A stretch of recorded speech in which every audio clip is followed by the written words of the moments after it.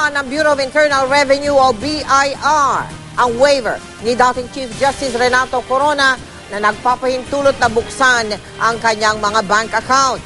Base naman sa talaan ng GMA News, 4 na sa 23 senador ang pumirma na rin ng waiver. Nakatutok si Lia Manyalak del Castillo. Malaki raw ang maitutulong ng waiver ni dating Chief Justice Renato Corona para makumpleto ang investigasyon ng Bureau of Internal Revenue o BIR.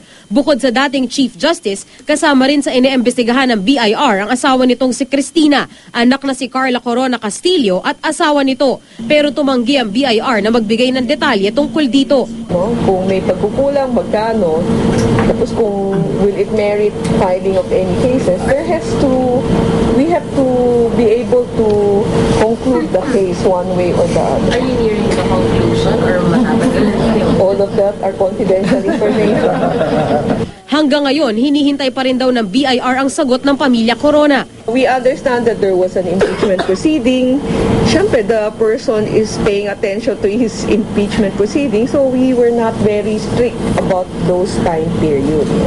But now that it has concluded, we expect that the people will already pay attention to the requirement of the Bureau of Internal Revenue. Matapos pumirma ni Corona ng waiver na nagbibigay ng pahintulot na silipin ang mga bank accounts niya, nagsunuran na rin ang ilang mambabatas. Pinakahuli ngayon si Senador Gringo Honasan. Si Senador Coco Pimentel daw maglalabas rin ng waiver sa mga susunod na araw.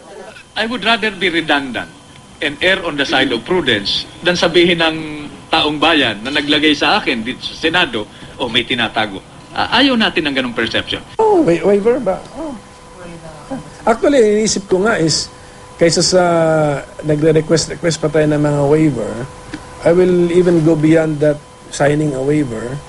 I will eliminate that legal provision which requires us to ask for a waiver. Tanggalin na yan. As long when you enter the government, automatic na yung entry mo sa government, waiver na rin. Wala pa mang nominasyon sa Judicial and Bar Council para kay Henares sa mga pagpipilian bilang susunod na Chief Justice, pero ngayon pa lang umani na ito ng batikos. Bukod kasi sa pinamumunuan nito ang BIR na nag-iimbestiga ngayon kay Corona, isa rin si Henares sa tumestigo sa impeachment trial laban kay Corona.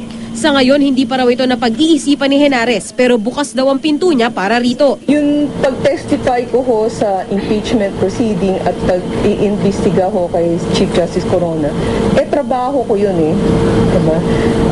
Yun kailangan kong gawin. No? Ngayon, kung dahil yun ang ginawa ko at yun naman ang tama, so kung dahil ginagawa mo trabaho mo o ginagawa mo ng tama, yun yung magiging disqualification, wala akong I don't mind being disqualified for as long as I am doing my job. Si Justice Secretary Laila De Lima naman na nabanggit din, wala raw interes sa pwesto. Sa London, sinabi ng Pangulong Aquino na mas gusto nitong manatiling Vice Chair ng Judicial and Bar Council si De Lima. But right now, personally, I'm not interested. I just don't want to preempt. Yung mga nagko-comment na kaagad ngayon, mga nagbabatikos na kaagad ngayon, nakakabasa na ako ng mga ilang columns na medyo masakit. I think they should hold their horses. Nag-uumpisa ng tumanggap ang JBC ng nominations at applicants. Ayon sa miyembro ng JBC na si Attorney Jose Mejia, may natanggap na silang nominasyon para kina Attorney Katrina Legarda, Solicitor General Francis Hardeleza at dating Ateneo Law Dean Attorney Cesar Villanueva bilang susunod na mga Chief Justice. Lia Manyalak del Castillo, Nakatutok, 24 Oras.